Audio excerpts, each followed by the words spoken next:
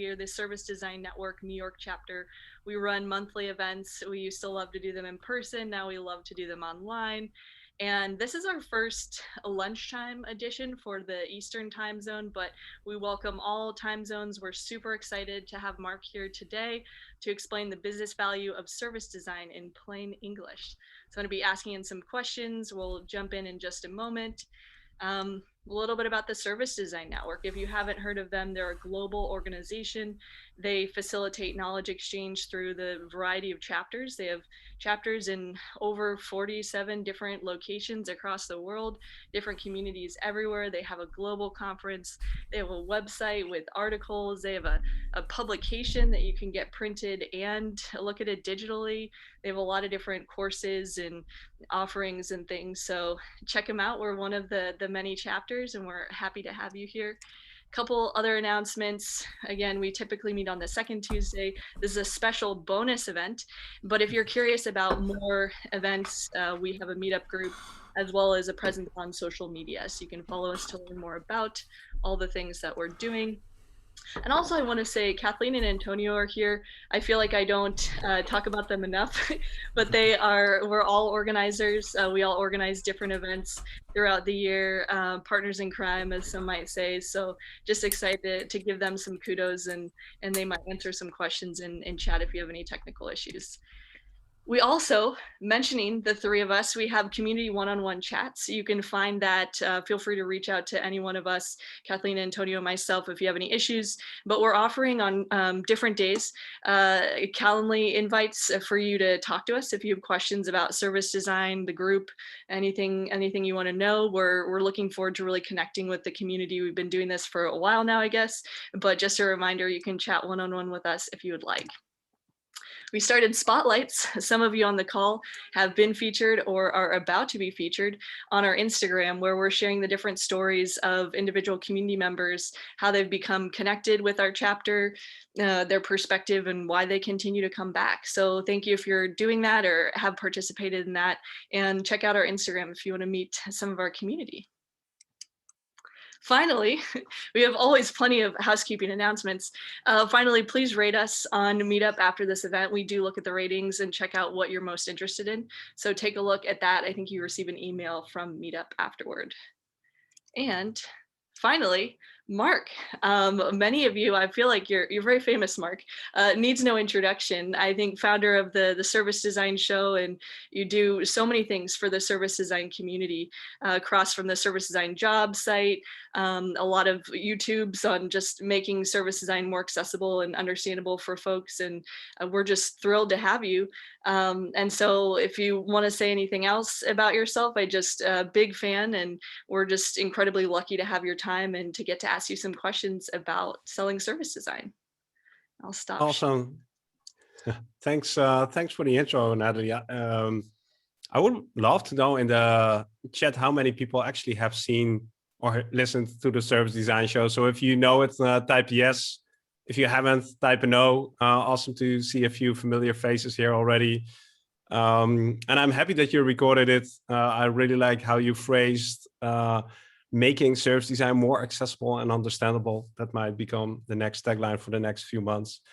So yeah, really happy to be here and talk about a topic that I'm deeply passionate about, and really excited to talk with you and answer the questions, and yeah, see where I can help.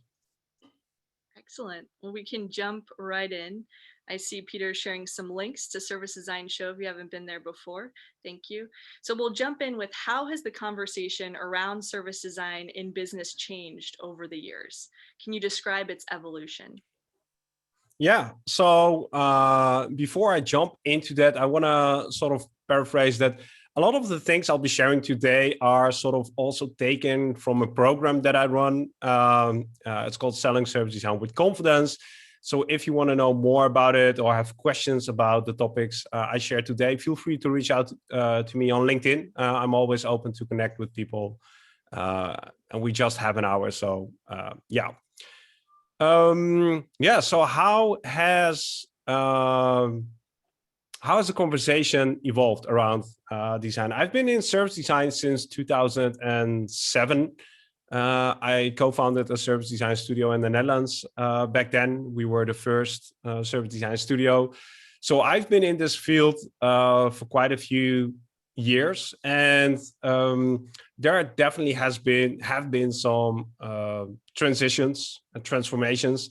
And I think it mostly has to do with the types of clients and how they have evolved, and also how we have evolved. So a few things that come to my mind, like my initial clients in the early days were usually clients who were also excited about design or service design. So they were really also the enthusiasts. And as strange as it might sound, selling to them was easier because they were intrinsically motivated to do stuff with design. They knew usually about the value, but they were just a handful. So it was harder to find them, but once you did find them, the conversation was quite easy.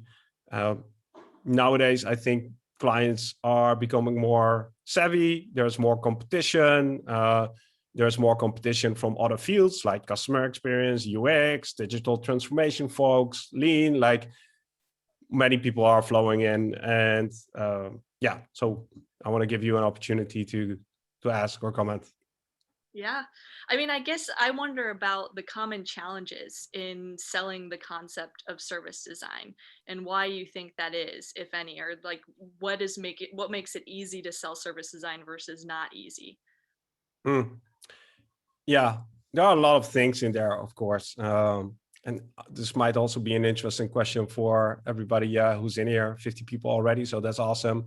What would you say is the biggest challenge for you? And then I'll continue commenting what I see as some of the common things I've been hearing from the community.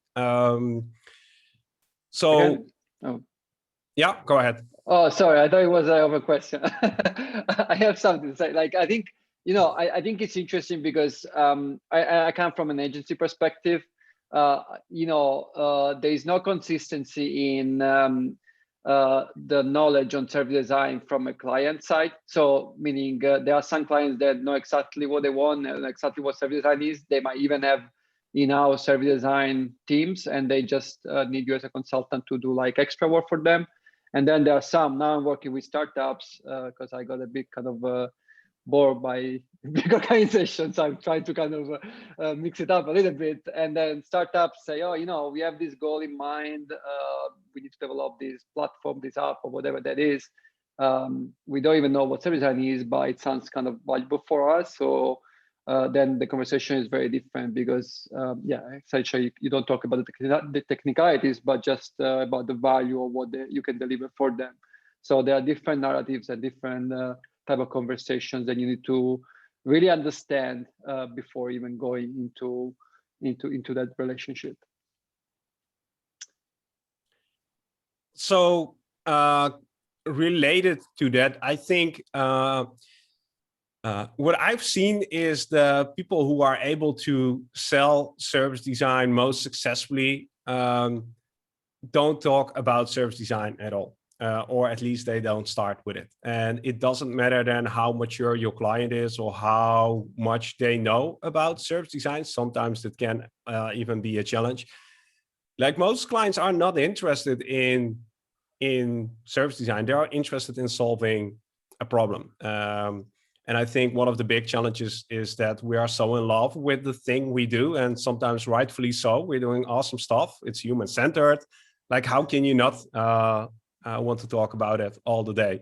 But the huge problem there is that we sort of, the user-centeredness we have towards end users, towards customers, we sort of tend to forget that towards clients. Like, they're also humans with needs and desires and pains. And I think once we shift to that mindset and stop talking about service design and start talking about the things that they care about, everything becomes so much easier. That's one of the challenges I've been seeing.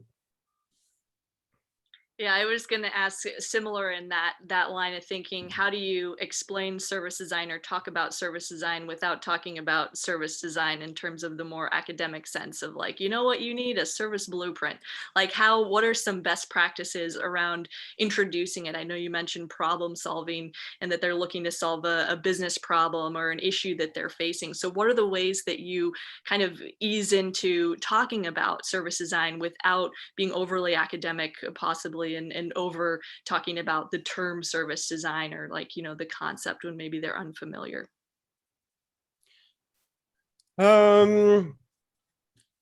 So the thing you want to get to is if they have a challenge, if they have a problem, is it a problem that is actually suited for a service design approach? So is it related to understanding customers? Is it related to understanding a holistic experience? Is it related to creating engagement within the organizations? There are a lot of problems, business problems and challenges that service designers shouldn't bother with. And I think it's super important that we know what that is and be very clear about articulating that. So to answer your question, to sum it up, like, how do you not get into the academic stuff? You talk about your client's problem. Like, that's the thing. Like, do you want to better understand your customers? Yeah, okay. We'll make sure we get that done. We can help you. Yeah. I do want to acknowledge the comment in the chat by Greg about the Miyagi method, get them doing the motions and show them how they've been doing karate the whole time. I think that's an interesting concept as well, to kind of do it together, and then kind of backtrack into like, and you know what we've been doing? Service design. Sure. So kind of like, yeah. The chicken and egg problem is like you have to build some form of trust and confidence to actually get them to co-create with you. But I'm a big believer in telling at the end that the thing you're doing is called service design. Mm-hmm. So also similarly, these all kind of weave into one another as we build on this conversation. Can you provide an example pitch of service design? I think I watched one of your videos recently where you were explaining more of the definition in relationship to other forms of design. But I'm curious, if I were to say, give me an elevator pitch on service design, what would it be? How would you talk about it? Yeah. I think that's one of the things I sort of got famous for without actually getting famous for it. In 2008, like a year when the first year we were doing the agency, I was also facing the challenge, like, how do I explain this to my grandma? And I ran an experiment, which was called One Line of Service Design. And I invited service designers back then from across the globe to come up with a one line to identify what service design is, to give a definition or an explanation in plain English. And that experiment has been online for a long time. I think the website is offline. But I started it with a coffee shop example. And that coffee shop example has been coming up in videos and books. And I think it still works. So I'll try to give the definition or the explanation. So when you have two coffee shops next to each other selling the exact same coffee at the exact same price, service design is what makes people walk into your door, come back often, and invite their friends. So that could be one of the elevator pitches. I have two more that I'd like to share because they are taken from the program. One is like, let me tell you about the second one. So the second approach you can take is by articulating the differences between service design and a different field that people already know. So an example that I often give is when you're talking to somebody who understands the value of user experience design, UX, they come from a digital background, you could say like, okay, service design is very similar to UX in the sense that it's both about creating a great customer experience the difference in service design is that we do it like channel agnostic, or we don't focus only on digital interfaces. Like that's the second type of elevator pitch you could use. And I've seen people compare service design to literally anything, like cooking, sailing, marketing, business development. The trick with this elevator pitch is that you have to know a little bit about the other person you're talking to. Like you have to know what they know and what they value. But then this is a really powerful one, just showing the similarities and the differences. And the third one, which can be really successful, is by using metaphors.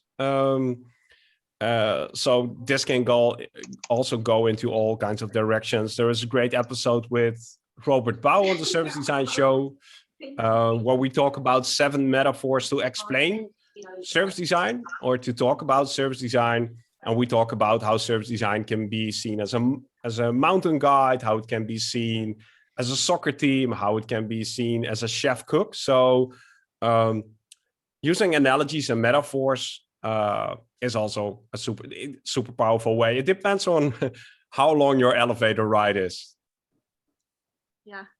I really want to come back to your journey with service design, but I want to get into another interesting topic that comes up a lot. Get ready, it's a tough one. When selling service design, how do you address metrics? Often Yes. organizations are looking for tangible data points, and I'm curious if you can speak to how you address that. So I was preparing this question, and this is the question where I don't know how many words I have, but I have like this. This is the topic I probably like to talk about the most, because there's the most controversy, most questions, most doubt. I don't know who phrased this question. I think it was Antonio, but maybe I can just throw it out there. Like, what is the challenge here? So Natalie, maybe you can sort of comment on that. Like, what is the challenge here?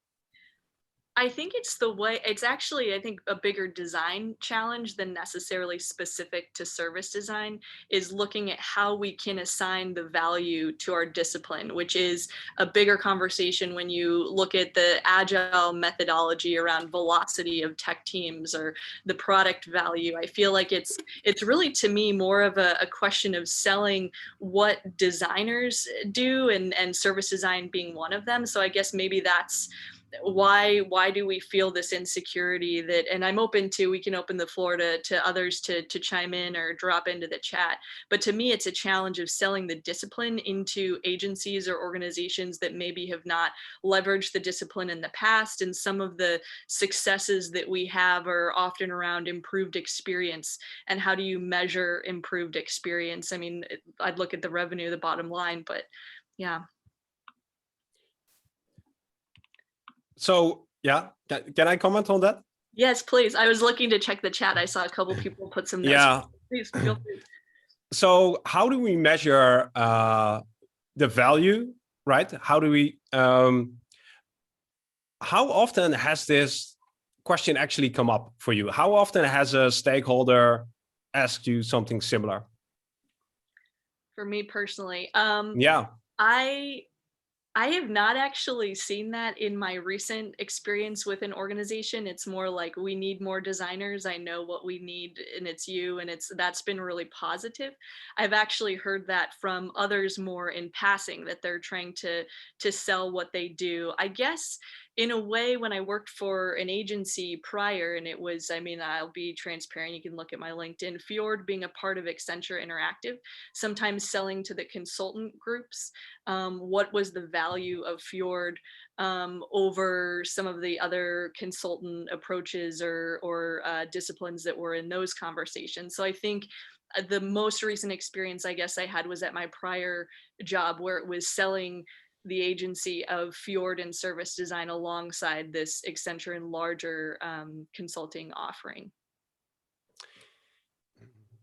I'm going to go off a little bit on a rant here. I have so many thoughts and ideas. We probably won't be able to cram them all into this, but I think there are two sides to this story about metrics. One is, I think we as a design community need to get much more specific about the outcomes we deliver, and we have to be accountable for the results that we deliver. I think we don't have the right vocabulary and the right kind of attention regarding this. So I think this is an assignment for the design community.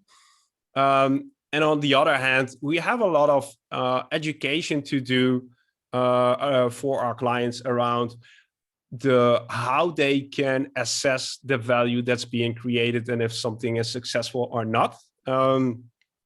Like it's no secret that it's hard to often express the value that's created through design in metrics that are already in place within organizations. But that doesn't mean that value isn't created.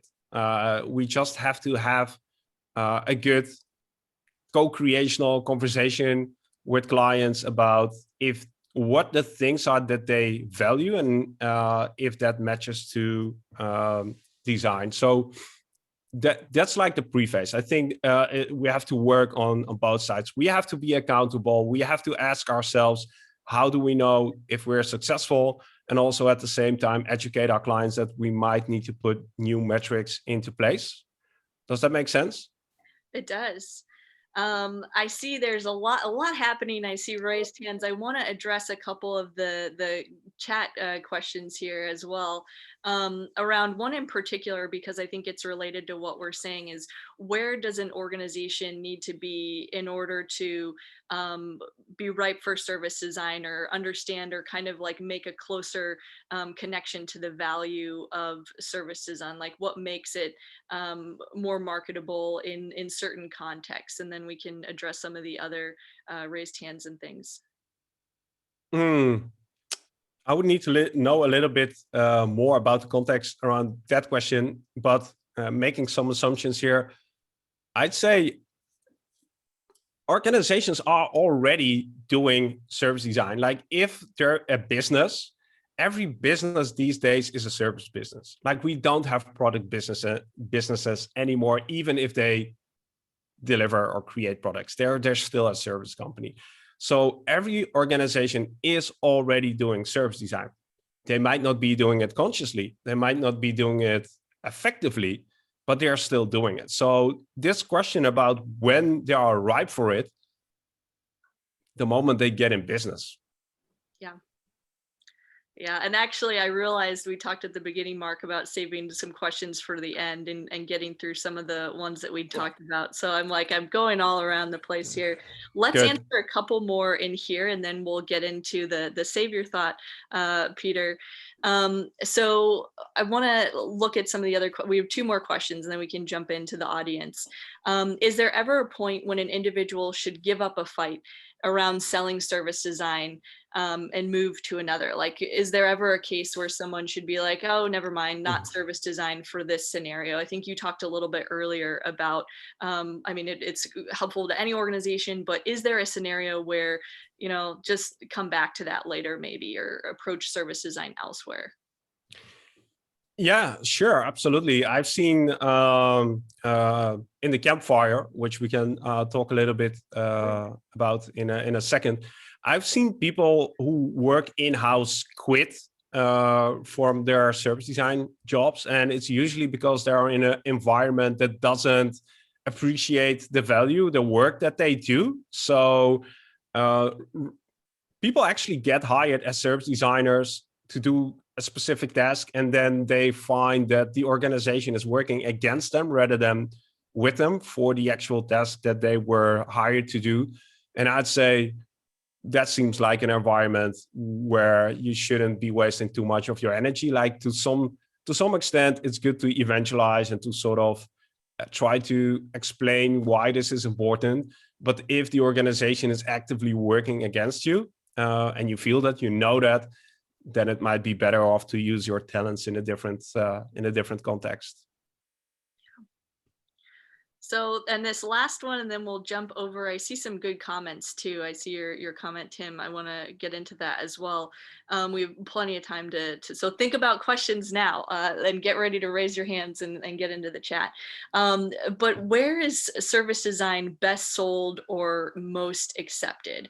I'll give you, I mean, I'd heard things like government, financial services, more like, but what is your perspective on where it's best sold or most accepted? What are those environments like? What are the themes across those?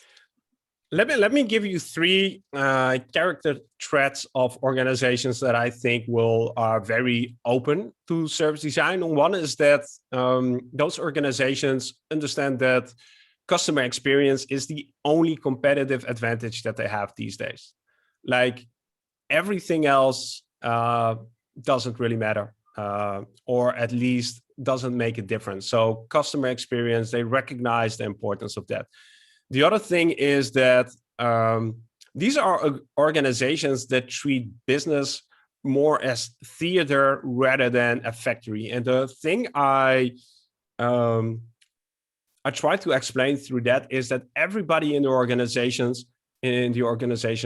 understands their connection to the customer. So if you're in a theater, as an example, like the people who are doing lighting, the people who are doing ticketing, like they might not be on the actual stage, but they understand how they influence the customer.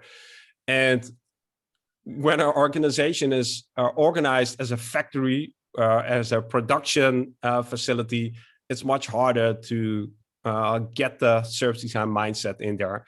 And the last thing I want to sort of address, and this one really gives it away. Like if you only pick one, then this one gives it away. And that's organizations where employee experience is just as important as customer experience. Like this one really gives it away. If you find an organization that doesn't care about employee experience, like how can you expect that they actually care about customer experience in an honest, meaningful way? So those would be the things that I would be looking for. All right. I have a couple related from the chat. One is, can you elaborate a little bit more on the connection between service design and customer experience? Yeah, sure. So for me, service design is a approach methodology to create or deliver or work on improving customer experience. So customer experience in itself, it's not a field, it's a concept. And you need something, a toolbox to actually improve customer experience, to work on it. And I think service design is one of the tool sets out there. Excellent. More from the chat. I'm working my way back up to what people had shared. From your experience, how have clients warmed up to using service design frameworks and processes? Do they look at it from any particular lens? How did it, what can somebody who asked that question give a little bit more context? Yeah, Payal, do you want to? Yeah, hi, sure.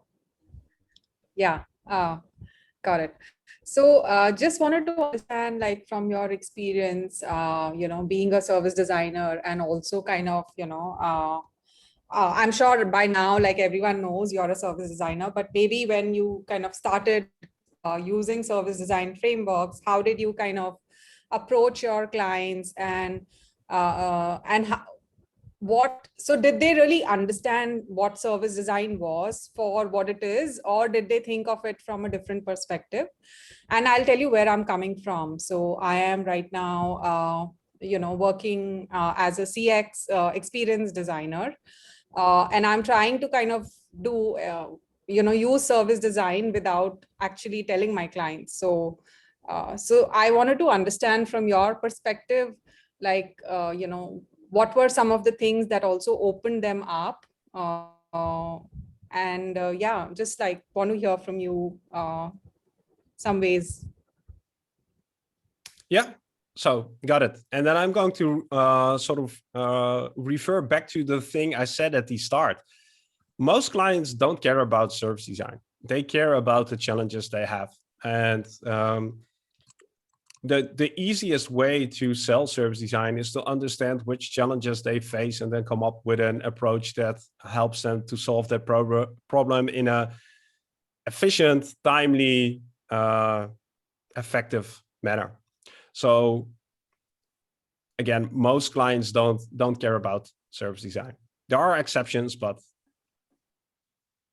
that was a question that was coming up earlier around, does somebody have to be open to or in the right mindset to accept service design, or does that equate into the conversation at all about where they are in their evolution? We kind of asked something similar, but I just want to make sure we answer that.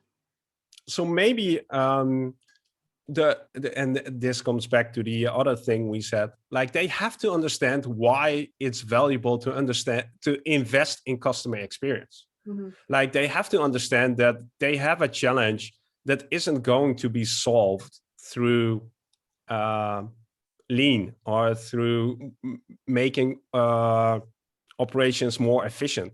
Like they have to understand that the challenge they face is a different kind of challenge that requires an approach that they probably haven't used before in a lot of cases.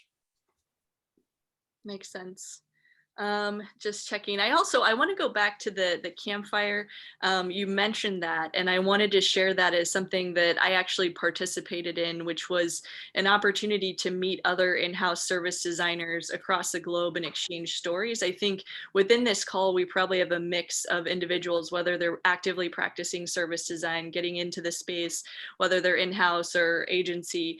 But I think this opportunity really speaks to those who are in-house. I don't know if you want to summarize a little bit about that before we jump more into questions, but I think as somebody who organizes a community with others, and I see you doing that a lot. I think this is, maybe you could talk a little bit about the micro communities that you've started through the campfire and the value of a micro community and these conversations that were like, what is a micro community, and tell us more about the campfire so we can all learn from one another.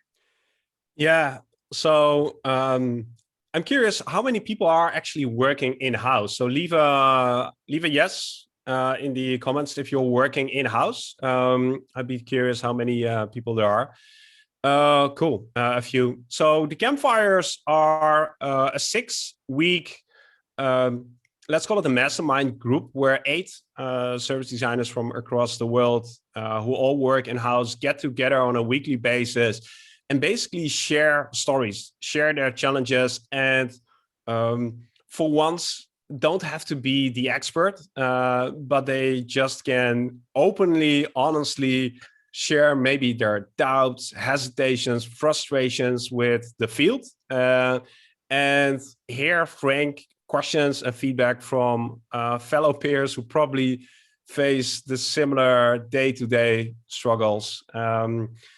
And I started the campfires. The first group started last year in May. We're going to start with the 5th group. The application deadline for that group was yesterday, but there are still 2 spots open. So if anybody who's here today is interested in joining, send me an application today or at latest tomorrow morning. Then I'll sort of extend the deadline for you. But I am super impressed by the power of micro communities. Like I feel that around topics like this, it's maybe one of the best learning formats that I've come across. Yeah, I'd say firsthand from having these conversations within the SDN New York chapter, I think it's been wonderful to be able to connect with others and have a 2-way conversation. So getting back to that 2-way conversation then, I'd love to take it back. I know Tim Reitz, you'd had a bunch of comments and questions, and I want to make sure to give you a moment or some space to speak to those. Do you want to say anything now about that? Or I can also switch back to Peter if he still had a question, and then also everyone else, feel free to get ready to come off mute or to drop into the chat some of your questions. Sure. Hey, everybody. Cool to be here. Hey, Tim. I'm liking the new time.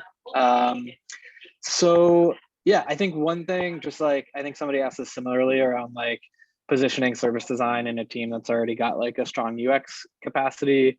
I just joined a team as their first like formal service design hire. That's a very mature design team, but they don't have a formal service design practice, but everyone, you know, is a design thinker in some way, shape, or form. So I'm just thinking about like, you know, what are some interesting ways to like position, formalize the practice of service design within like a group of 60 other designers that all sort of have a common mindset already.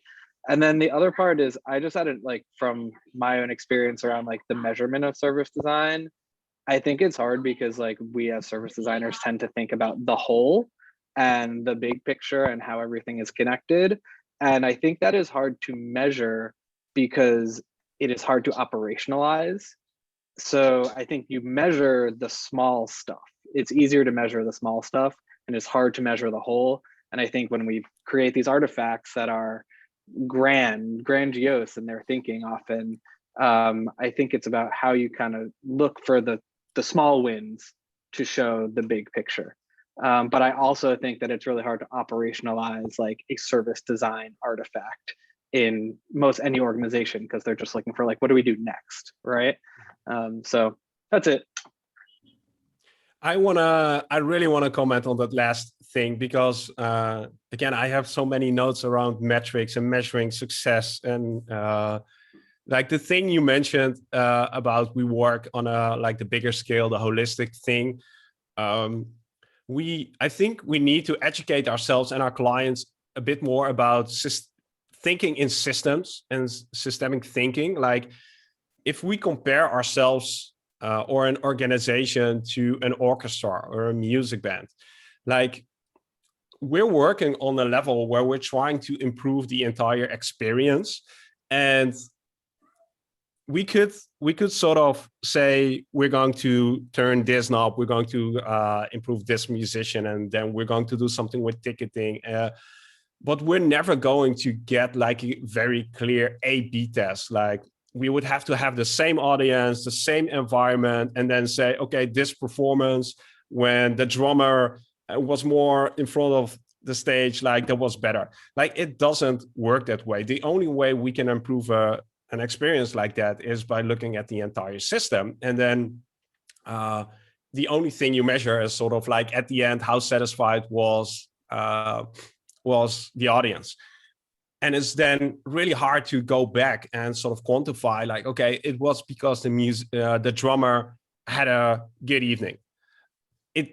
Like you could do that, but we don't have the luxury of doing a lot of A/B testing. It's very expensive. It's very cumbersome. So, and again, I'm going off on a rant here, but I think it's not that hard to connect the things we do to the bottom line of an organization.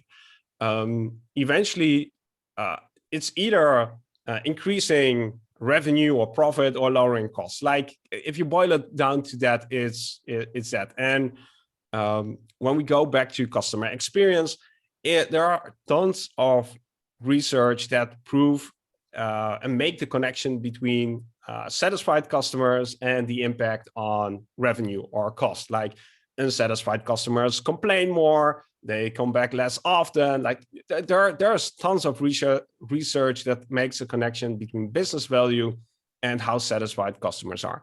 So that level has been established. If your client doesn't believe that, then you have a very different problem. But what we do as service designers, we go a level deeper. So we say, okay, we know that it works on that level. So what do we need to know and what do we need to do in order to actually create satisfied customers? So for that, we need to understand what their pain points are. What are their frustrations? Okay, so how do we get there? Okay, for that, we need to do interviews. We need to do co-creation sessions. The only thing I think we miss and we don't do enough is connect these dots, make a plausible case. So why are you doing these interviews? How will you know how effective are they? How efficient are they? How will they impact the ROI? Like, you don't need that. The only thing you need is to be able to tell a story. We're doing interviews because we want to understand the needs of our customers, because we know that customers are frustrated about this point, and we know that frustrated customers tend to complain more. Like, that's the only story you need. And quantifying stuff, if you have those numbers, great.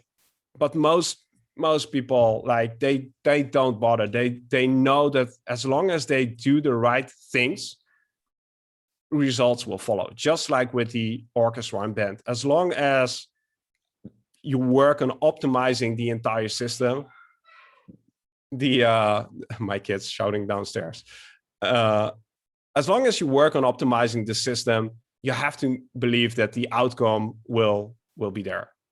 So I'm going to take a break. Yeah, that makes total sense. And I think like your answer leads to the other question I had, which was like the role of like interviewing customers and understanding their pain points is, there is a now growing body of people who have design researcher or user experience research roles, right? So how do you start to distinguish between, like, as service designers, of course, we do that all the time.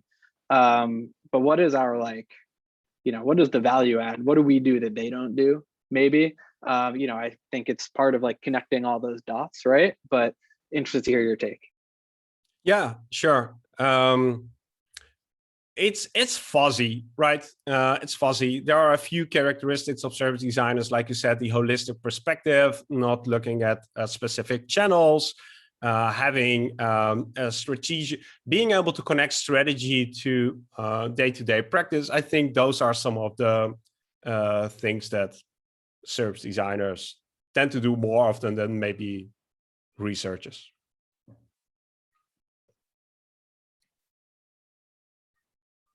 Course, I'm muted. I know, Peter, you've had your hand raised for a little bit now. Do you want to chime in and hello and ask your question or comment? Yeah, sure.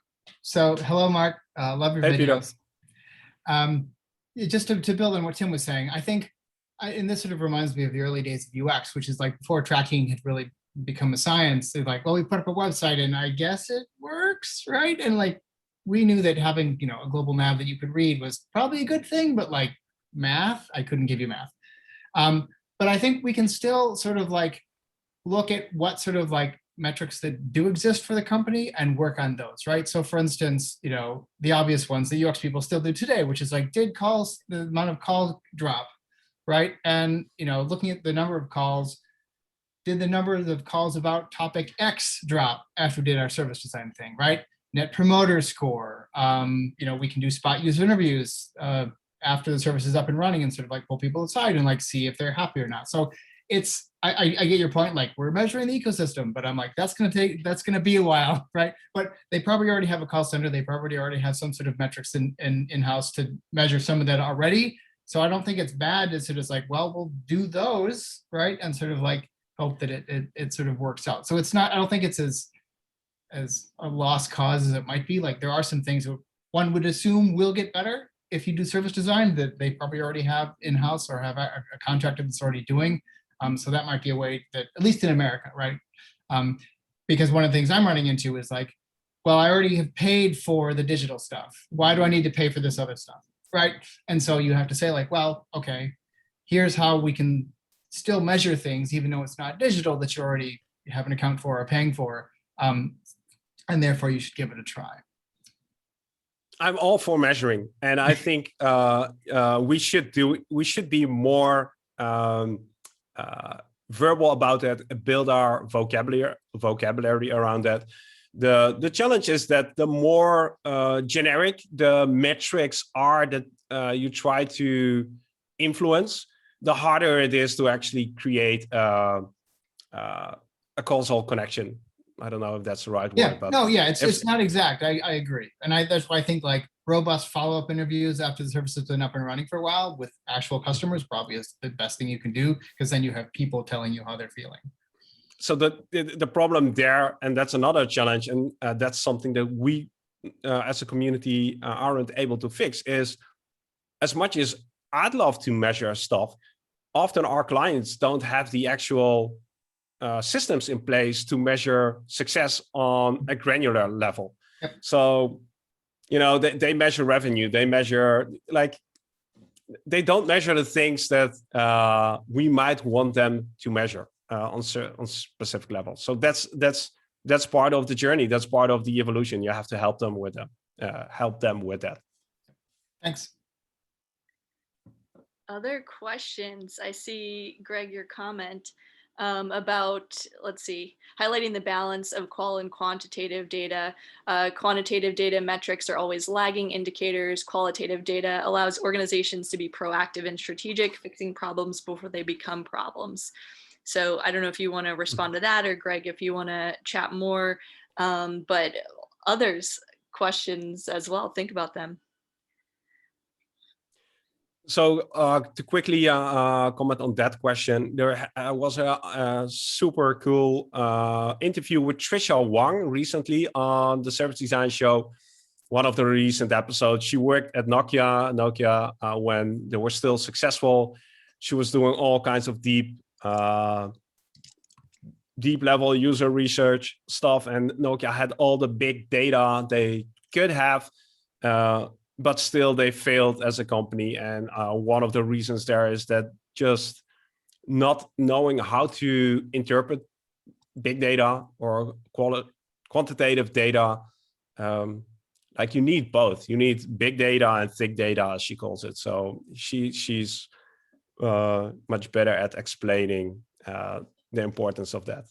And I think we've seen tons of examples where quantitative data doesn't per se lead to better decision making, or sometimes the opposite. And I think it's also good for us to call that out. Like having only quantitative data has limitations. Like it's not the holy grail. It has limitations, and we can complement that. So I have a question here from Kathleen, actually. What is the future of service design education for people who want to get into service design? What are the best ways to be learning? I know we talked about micro communities, so I'm curious about some of the initiatives that you've been working through and or things, indicators you've seen within the industry around service design education. Yeah, that's a topic that I didn't prepare for. So let's think on our feet here. The future of service design education. Well, one, it's getting more formalized. So SCAD and universities around the globe are doing service design programs, trainings, which I think is good. Like it teaches you the vocabulary, the basics. That's one, it's getting more formalized. And the other thing is, somehow I feel that most service design is learned by experience and by doing it. So when you're in a formal educational setting and you get the opportunity to actually practice service design, that's the best way to learn. You know, the reason we have a campfire community is because it is so experiential. Like the lessons you learn, it's hard to capture those in books. Like in a book, you get a recipe for how to create a customer journey map, and then you run into a stakeholder that has a different agenda. Like, how do you deal with that? So also these days, when I sort of start the service design show, one of the things I open with is, let's try to look what's beneath the surface of service design. Like the tools, the frameworks, the methods, like that's the superficial layer. Again, important that you know that, but there's so much going on underneath. So this is a long answer to a question: where is service design education heading into? One, it's getting more generic, and two, it's also getting more specific. So I think there will be more specialists within the realm of service design. That was going to be a follow-on question I had around the different flavors of service design. It's been a really long time, but I remember Jesse Grimes had been doing a talk on the future of service designers, and this is what they'll begin to look like. And we talked a little bit earlier today about researchers and the different majors and minors you have as a service designer. Do you have a perspective on like different flavors of service designer, specialized? Yeah. Again, I'm going to reference an interview of the Service Design Show because there are so many I'm so lucky to have so many smart people on the show that know a lot more about this field than I do. And in this case, it was again Robert Bau who talks about the 7 roles of a service designer. Highly recommended. I'm not going to summarize the episode here, but just go and check it out. It's a really good summary based on experience where service designers might end up within organizations depending on the needs. All right. We'll go back. We just can't, the data and the metrics, Good. people are Yes. excited to go back to that. So can you define the benefits of specific qualitative data over quantitative data, which is what most organizations know, which I would think it might depend, but maybe talk a little bit more about the benefits between specific. So I think qualitative data has the ability to give guidance and act as a compass. It has the potential to identify weak signals before they emerge in large quantities. So I think somebody also mentioned it in the chat. If you want to do things proactively, then qualitative data, I think, it has an advantage. And it helps you to interpret and give meaning to numbers. Like numbers, sometimes they don't mean anything. Like you need some context. And I think qualitative data gives you that context to actually make smarter and more informed decisions.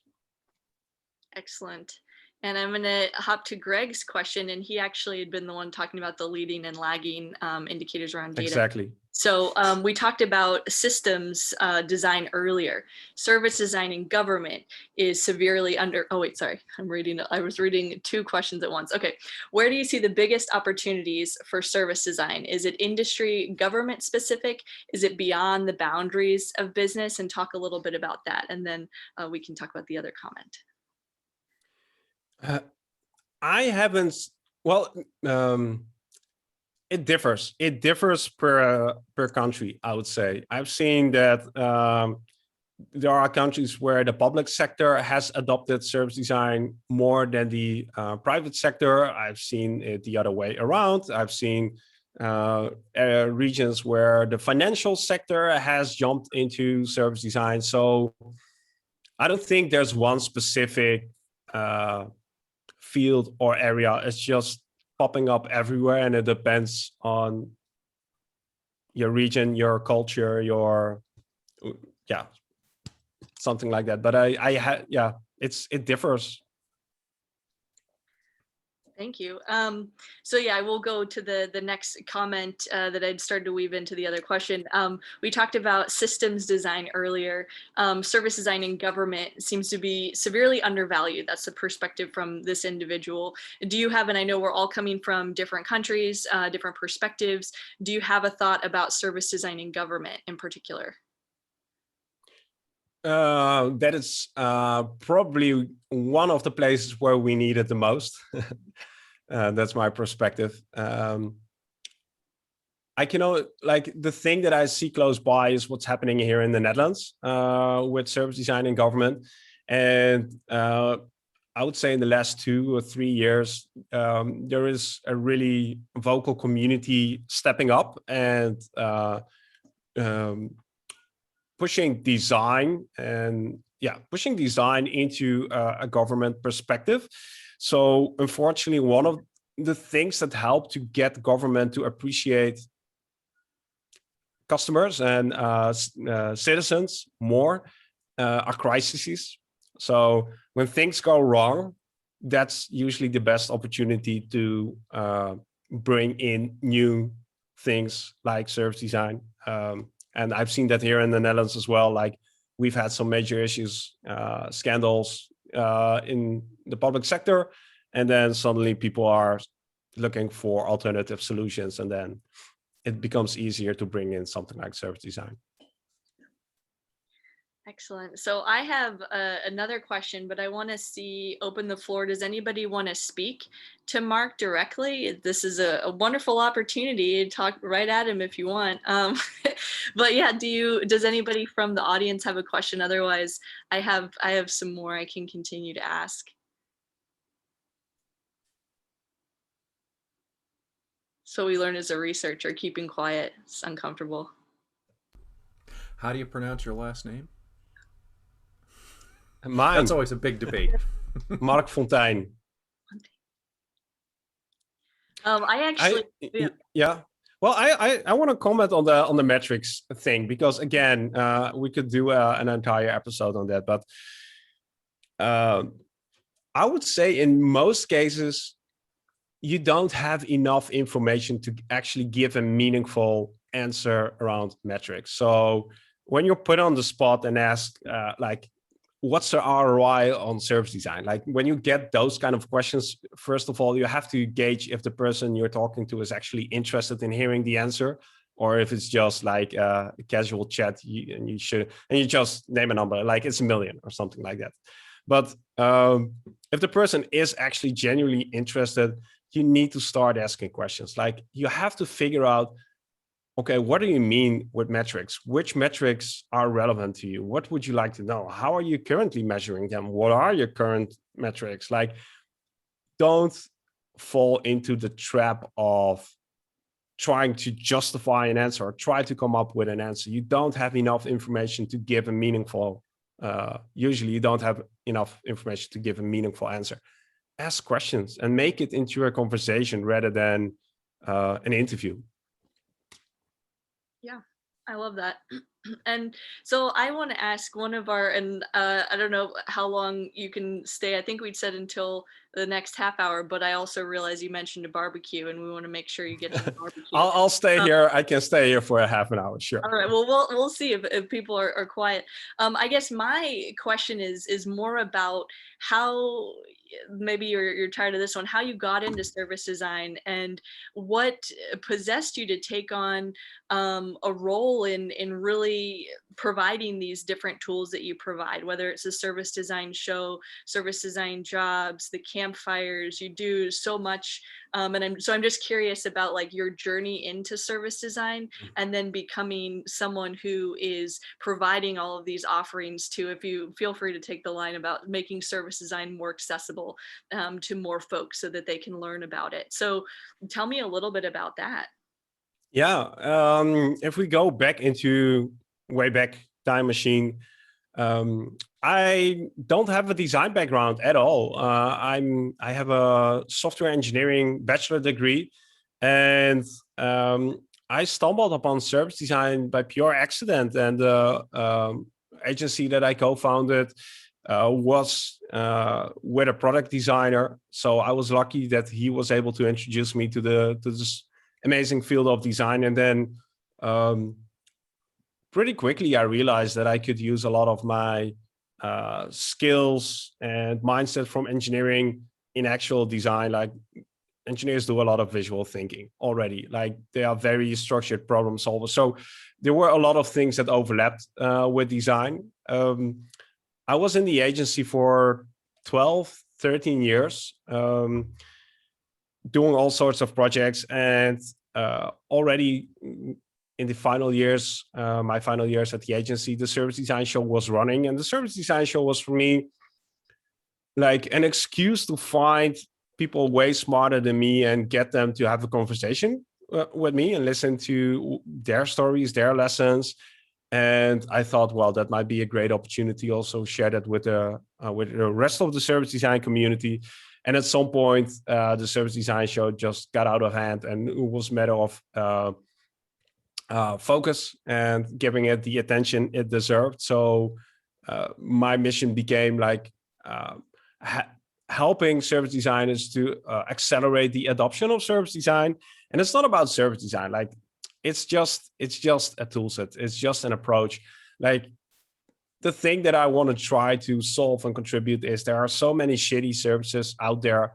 Like there's so much to do. Like in the next 50 years, there won't be enough service designers to fix all the shitty services out there. So I want to try to contribute a little bit to that and help to empower the people who are often deeply passionate about this field, because that's one of the things I see in this community, is that people really do it because they feel it's important. Like, and that's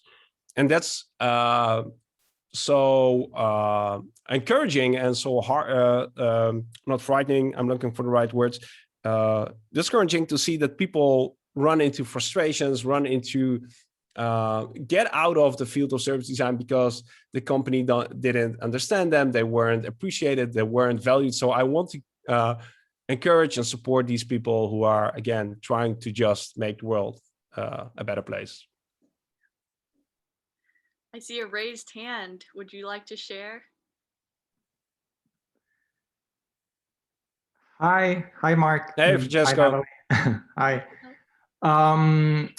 I have a question around, I kind of like have two questions in one, but so the first one is kind of starts from a reflection that I had with my experience. So I found that co-design has been a great way to get at that orchestration that you were talking about before, especially, you know, when you're like in an agency environment where I'm currently at. And so I feel like clients are more and more willing to learn by doing. And I guess I have been taking like advantage of that to sort of try to get more kind of like perspective involved into the work. And that has helped, you know, kind of orchestrating, you know, the design of, you know, the service of, or the experience, or whatever we want to call it. I wanted to get your opinion around that in terms of co-design. And then another thing that is strictly connected to it is also the value of inclusivity. And what do you think is the bridge between service design as a practice, but also in terms of outcomes, and inclusivity? Okay, so let's see how far we get. Co-design or co-creation. I think that's probably the best approach for service design. I was just also editing another interview, and one of the challenges we have in service design is that a lot is project oriented, and that's not the best way to work for us. I think we tend to be able to deliver better results in partnerships where there isn't so much a specified brief up front, but you know that there is a challenge or there is an ambition, and you work towards improving that. So I feel co-creation and co-design is massively valuable in our field with clients. And you have to have a certain level of trust, confidence, with relationship with the people you work with. So yeah, it takes a certain breed of clients. You want to comment on that, or shall we move into the second one? Yeah, I was gonna say, yeah, you go. No, yeah, I totally agree. And, you know, I think that definitely like the different levels of maturity of different clients that made co-creation work with a different level of success. So I totally agree with what you just said. Yeah. Your other question about inclusivity. There are, again, people out there who are in a much better position to talk about inclusivity. I'm a white male in the Netherlands. You know, I think I can reference a few people and add it to the video. But Trisha Wong, for instance, made a very good argument for that. And I personally, if I look back at my design career, I don't think I've been aware enough of the lack of inclusivity. Like Trisha mentions, we should get rid of the how might we, because the we is usually a very limited group of people within the room, and we usually don't question should we be a bigger group or more inclusive or diverse group? So there is a major role to play in with regards to inclusivity for design, but I don't see it happening as much as maybe we would like to yet. Thank you. I was pausing to see if you wanted to follow up on that or ask a follow-up question. We have some notes in the chat about junior service designers. So I'm curious, Mark, if you have perspectives, and feel free. I mean, you've interviewed against so many people. So people look for the service design show on YouTube, and you can reference a lot of what he's speaking about in terms of people he's spoken to. But what are the expectations from a junior service designer these days? Being a recent graduate, it's interesting to know how you imagine the perfect junior service designer. And I've seen a gap where it's like you don't come into service design as entry level. It's like you have to have some experience to, like, I'm just curious about this entry level service design position. How does someone move into it? I've seen some interesting things and curious what you think as well. Yeah. So one of the other projects that I run is service design jobs. And I get a lot of questions about, are there even junior positions for service designers? Because a lot of the job applications look for people with a few years of experience. And it makes sense. So my headset might just turn off, but the audio will still be here. But I think as a junior service designer, it's smart to find a team with more experienced people where you can learn from. So I wouldn't go into an organization where you're the only service designer. I think that's not good for the organization, and it's not good for you. So go into an agency where there are already people with more experience. Go into a company that has an established service design team. So there are junior service design positions out there, but I would say you have to find established teams. I'd actually agree with that from what I've seen. Have you come across work where you didn't need to sell service design? Yeah, absolutely. Okay, so now we're moving to this audio. Yeah.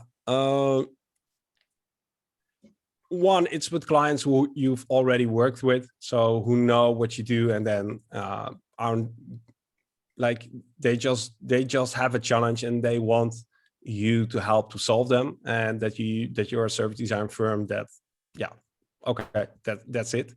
When didn't we sell service design? Well, like I said in the beginning, I tried not to put service design front and center. So clients weren't buying service design, even if I would be able or would try to sell it to them. This is not the thing they're buying. They're buying a solution to their problem. Great. Another question, and then I think we have all those from the chat. So if more questions, or we can let you go soon.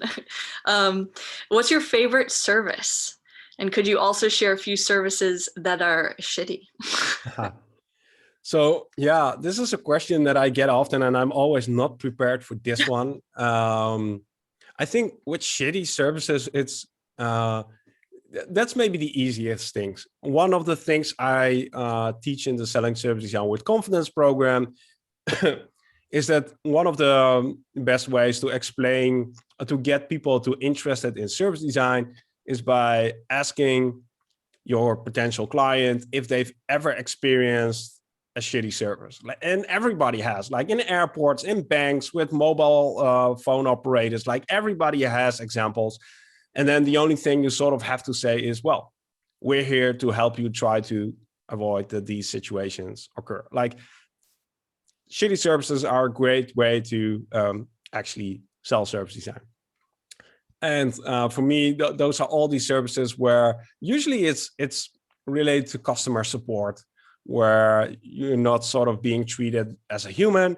That's maybe the sort of the summary. I think services where you don't feel you're treated as a human those are often shitty services. The services that do, the companies that do treat you as a human, those are usually good experiences. Yeah, I actually have used that in courses as well for a few people to share their poor experiences and to give it a star rating. That's always interesting to see what their standards are for services, because I've heard some horrible and then they're like, I give it 2 stars. I'm like, why would you give it any stars? That sounds horrible. So it's also interesting the bar that we have for certain services. Let's see, those are actually all. I know, David, you posted a comment. I don't know if it's really a question. You can feel free to chime in. But yeah, I can comment a little bit about that shitty services thing, because it's super powerful. Like one of the big challenges I hear a lot of service designers have with selling it is how do you generate leads? How do you even get people interested to talk to you? Right? Let alone the conversation about the value of it. Like that's the next level. How do you even find people who are interested in this? And I think using service failures or examples of bad services, that's one of the ways you can sort of try to gauge interest. So if you're talking to somebody from a company, you can start talking about where are the challenges, or are there where are the challenges in your service that you hear customers complaining about? Have you ever experienced a service experience that you didn't want to go through? Like using those kind of questions about where services don't work,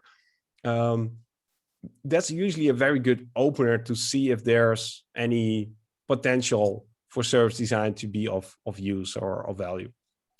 I love that. All right, we can take a pause here, see if folks want to come off mute to speak or raise their hand or drop another question.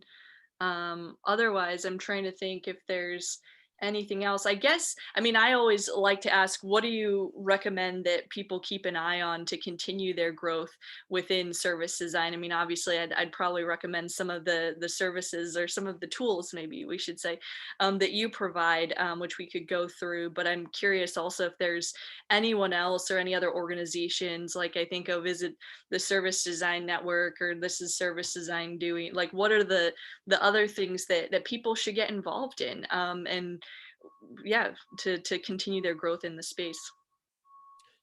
I would say if you want to, if you're here already, then you know what service design is. Probably you know the methods, the tools. The things you should be on the lookout for are usually not service design related. So I have a book list of over 30 books that I recommend for service designers. And most books aren't about service design. They're about strategy, they're about storytelling, they're about visualizing, they're about facilitation, they're about behavioral economics. So usually when I see service designers grow in their career is because they tend to learn from adjacent fields and then translate that knowledge into their service design work. Excellent. Where's your 30 list of books? Can we? Yeah, it's also on the website, servicedesignshow.com/recommended books. Yeah. Straightforward enough. Well, thank you so much, Mark. I'll do one more awkward pause to see if there's one more last question in here. This is your time to ask. I'm like, how long? In that case, I'm going to do a pitch for the two things. Like I said, if you're an in-house service designer and you're interested in the campfire, the application deadline was yesterday, but if you are interested in joining the group, we have 2 spots left. Send me your application today or tomorrow morning, and then I'll see, and I'll try to sneak you in. And the other thing is the Selling Service Design with Confidence program. If you're interested to just dive deeper into the topics we discussed today, do it in a more structured way, have a framework around this, and also do it in a micro community, because the program is also done in small groups, small teams. The next cohort of the program is going to be in June. But if you're already interested, you can apply. So Campfire for in-house service designers, and the other one is the Selling Service Design with Confidence program. You're more than welcome to join me there. Join Mark. We'll send those links out in a follow-up meetup, but we have a couple links in there. Thank you, Amy, for sharing the book list. I dropped in the Campfire, the Selling Service Design. I was trying to quickly search for that. Just go to servicedesignshow.com. You'll find it there. You'll find it. But yeah, thank you so much for this time, Mark, in your evening. Thank you everyone across all the time zones for joining in this new special spot that I think included a lot more folks from different places. And maybe we'll get to see you at another event or see you online or somewhere. Have a wonderful rest of your day or evening or whatever time it is where you are. Thank you, Mark, and thank you everyone for joining. All right. Thank you, guys. Thanks, everybody. Thank you, Mark. It's my pleasure. Bye. Bye. Thank you.